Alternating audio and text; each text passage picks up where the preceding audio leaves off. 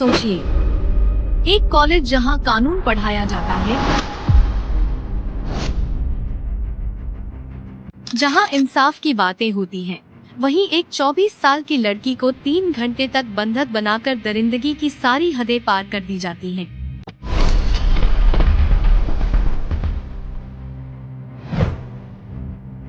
साढ़े 7 बजे शाम को कॉलेज का गेट बंद हो चुका था। बाहर बारिश हो रही थी, अंदर एक लड़की चीख रही थी। क्या आप सोच सकते हैं, एक लॉ कॉलेज की सिक्योरिटी गार्ड रूम, जहां सुरक्षा होनी चाहिए, वहीं सबसे बड़ा खतरा छुपा बैठा था।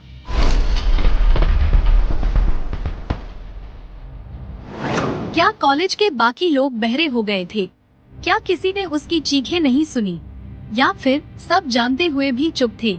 यह कहानी है उस रात की, जिसने कोलकाता को हिला दिया। इस कहानी का विलेन कोई अजनबी नहीं था। 31 साल का मनोजित मिश्रा, कभी इसी कॉलेज का छात्र, अब वकील और अस्थायी स्टाफ। टीएमसीपी से उसके रिश्ते, कॉलेज में उसकी पहुंच, और सबसे खतरनाक उसका अहंकार। उसने लड़की को प्रपोज किया, लड़की ने मना कर दिया। बस इतना सा गुनाह था उसका। क्या यही हमारे समाज की सच्चाई है? क्या ना कहने की सजा इतनी भयानक हो सकती है? मनोजित अकेला नहीं था, उसके साथ थे 2 और छात्र, जैब अहमद और प्रमित मुखर्जी। कोई दरवाजे पर पहरा दे रहा था, कोई वीडियो बना रहा था। क्या यही है दोस्ती, या यही है गिरा हुआ भाईचारा? उस रात गार्ड रूम में कानून की किताबें भी शर्मिंदा हो गईं। मनोजित ने लड़की को धमकाया, अगर किसी को बताया तो वीडियो वायरल कर दूंगा, तुम्हारे परिवार, तुम्हारे बॉयफ्रेंड को बर्बाद कर दूंगा। क्या कैमरा अब इंसाफ का हथियार है या दरिंदगी का? लड़की के शरीर पर दांत के निशान, नाखूनों के खरोंच, गले पर चोट के निशान। मेडिकल रिपोर्ट ने हर डरावनी बात को सच साबित किया।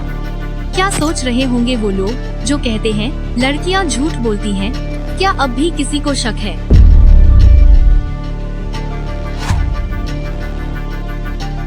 सुबह होते ही कोलकाता की सड़कों पर गुस्सा फूट पड़ा। सफाई के छात्र, आम लोग, सब कॉलेज के बाहर जमा हो गए। इंसाफ चाहिए। राजनीति शुरू हो गई। बीजेपी ने कहा, टीएमसी के गुंडे कॉलेज में खुलेआम घूम रहे हैं। टीएमसी बोली, मनोजित अब टीएमसीपी का हिस्सा नहीं है, हम सख्त कार्रवाई करेंगे। क्या हर रेप के बाद यही स्क्रिप्ट चलेगी? क्या हर बार इंसाफ की जगह राजनीति लड़ाई ले लेगी? पुलिस ने तीनों आरोपियों के फोन जब्त किए, डिलीट किया गया वीडियो भी रिकवर करेंगे। पुलिस अफसर ने कहा, सोचिए, कितने ऐसे वीडियो होंगे जो कभी सामने नहीं आए। कितने दरिंदे कैमरे को हथियार बना चुके हैं।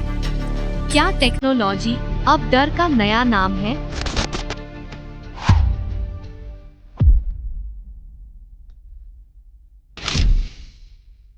छब्बीस जून, तीनों आरोपी गिरफ्तार।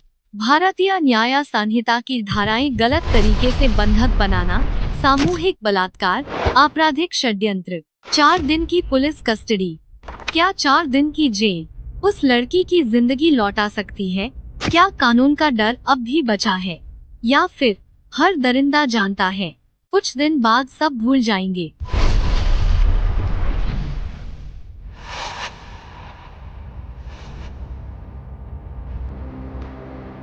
टीएमसी विधायक मदन मित्रा ने 24 वर्षीय एक विद्यार्थी सामूहिक बलात्कार के आरोप में एक विवादास्पद बयान दिया।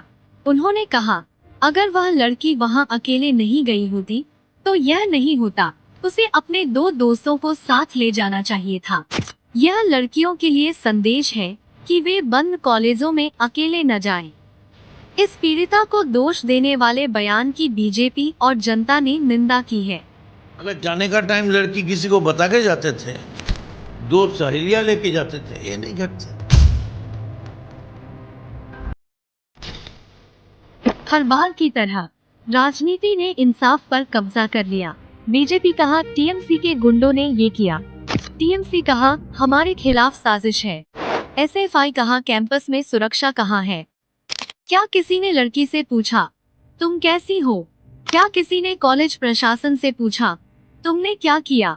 या सबको सिर्फ अपने वोट और अपनी इमेज की फिक्र है?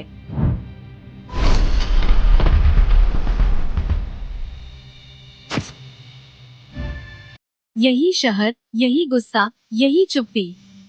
पिछले साल आरजी कार मेडिकल कॉलेज में भी यही हुआ था। क्या कोलकाता की बेटियां कभी सुरक्षित होंगी? क्या हर साल एक नया केस, एक नया मोमबत्ती मार्च और फिर वही चुप्पी? कब तक? कैंपस का गेट 7:30 बजे बंद हो गया था। गार्ड कहाँ था? प्रिंसिपल कहाँ थे? कितनी बार शिकायत की गई थी? क्या कॉलेज सिर्फ एग्जाम्स और रिजल्ट्स के लिए है या सुरक्षा की भी कोई जिम्मेदारी है? क्या कॉलेज प्रशासन को भी कटघरे में खड़ा नहीं करना चाहिए? लड़की ने हिम्मत दिखाई, पुलिस ने शिकायत लिखवाई, उसने डर को हराया, धमकियों के बावजूद अपनी आवाज उठाई। जब लड़की सांस लेने में तकलीफ झेल रही थी, आरोपियों ने उसे रोकने की कोशिश की थी और उसे पैनिक अटैक आ गया था। तब उसे इन्हेलर दिया गया था, उसे पुनर्जीवित करने के लिए नहीं बल्कि उसकी होश वापस लाने के लिए, ताकि वे उसके साथ यौन शोषण कर सके। क्या आपको इसका और कोई हिस्सा समझना है? क्या समाज उसकी आवाज सुनेगा या फिर उसे भी बाकी पीड़िताओं की तरह भुला दिया जाएगा? क्या हम सब सिर्फ ट्विटर पर गुस्सा दिखाकर असल जिंदगी में चुप हो जाएंगे? सोचिए, अगर आपके साथ ऐसा हो और आपको धमकी मिले, वीडियो वायरल कर देंगे? क्या आप पुलिस के पास जाएंगे या डर के मारे चुप रह जाएंगे? क्या अब हर लड़की को अपने फोन से डरना पड़ेगा? क्या सोशल मीडिया अब इंसाफ का मंच है या ब्लैकमेल का?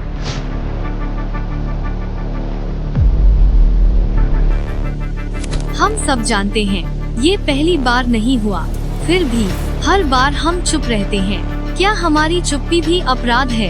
क्या हम सब अनजाने में दरिंदों के साथी बन गए हैं? क्या अब वक्त नहीं आ गया कि हम सिर्फ सोशल मीडिया पर नहीं, असल जिंदगी में भी आवाज उठाएं? पुलिस ने फौरन कार्रवाई की, आरोपियों को पकड़ा, सबूत इकट्ठा किए। एनसीडब्ल्यू ने कहा, टाइम बाउंड जांच चाहिए। लेकिन क्या ये जांच भी बाकी केसों की तरह फाइलों में दब जाएगी? क्या इस बार सच में इंसाफ होगा या फिर कुछ दिन बाद सब भूल जाएंगे? हर कॉलेज में सुरक्षा के बड़े बड़े दावे होते हैं, सीसीटीवी, गार्ड, हेल्पलाइन, सब कागजों पर। असल में लड़कियां अब भी डर के साए में पड़ती हैं। क्या कॉलेज प्रशासन को अब नींद से जागना चाहिए? क्या अब वक्त नहीं आ गया कि सुरक्षा को सिर्फ स्लोगन नहीं, हकीकत बनाया जाए? राजनीति ने फिर अपना रंग दिखाया, हर पार्टी ने बयान दिया, कैमरे के सामने गुस्सा दिखाया। लेकिन असली सवाल, क्या कोई लड़की की मदद के लिए आगे आया? क्या किसी नेता ने कॉलेज जाकर उसकी हालत देखी? या सबको सिर्फ अगले चुनाव की चिंता है? मीडिया ने इस केस को ब्रेकिंग न्यूज बना दिया, हर चैनल पर बहस, हर अखबार में हेडलाइन। लेकिन क्या मीडिया ने लड़की की इज्जत बचाई या उसकी तकलीफ को तमाशा बना दिया? क्या अब हर पीड़िता को कैमरों से भी डरना पड़ेगा? उस लड़की का परिवार, माँ, पिता, बॉयफ्रेंड, सबको धमकी मिली, अगर पुलिस में गए तो सब बर्बाद कर देंगे। क्या परिवार को भी इंसाफ मिलेगा? क्या समाज उनका साथ देगा या उन्हें भी दोषी बना देगा?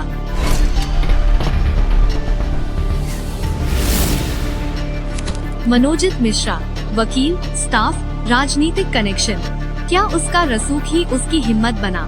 क्या कॉलेज प्रशासन उसकी पहुंच से डरता था? क्या अब भी ऐसे लोगों को बचाने की कोशिश होगी? उस लड़की ने डर को हराया, सच का साथ दिया, उसकी हिम्मत ने कई और लड़कियों को आवाज दी। क्या हम सब उसकी हिम्मत को सलाम करेंगे या फिर उसे भी बाकी केसों की तरह भुला देंगे?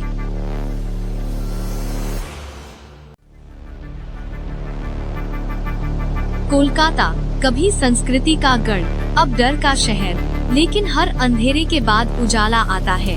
लोग सड़कों पर उतरे, आवाज उठाई, अब और नहीं। क्या इस बार बदलाव सच में आएगा? क्या कोलकाता फिर से बेटियों के लिए सुरक्षित बनेगा? अब वक्त आ गया है।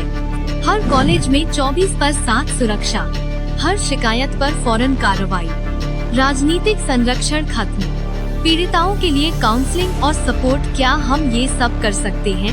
या फिर अगली बार फिर एक नया केस, एक नई हेडलाइन और वही पुरानी चुप्पी?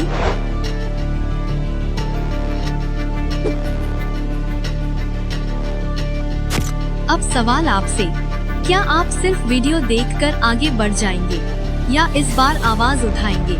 हर उस लड़की के लिए जो डर के साए में जी रही है, तुम अकेली नहीं हो। तुम्हारी हिम्मत ही बदलाव की शुरुआत है। हम सब तुम्हारे साथ हैं। इंसाफ की लड़ाई लंबी है, लेकिन नामुमकिन नहीं। अब वक्त है कसम खाने का। कभी फिर किसी बेटी के साथ ऐसा न हो, कभी फिर किसी कॉलेज में डर का साया न हो, कभी फिर किसी परिवार को इंसाफ के लिए लड़ना न पड़े। हम सब मिलकर बदलाव लाएंगे, क्योंकि अगर अब भी नहीं जागे तो कब जागेंगे?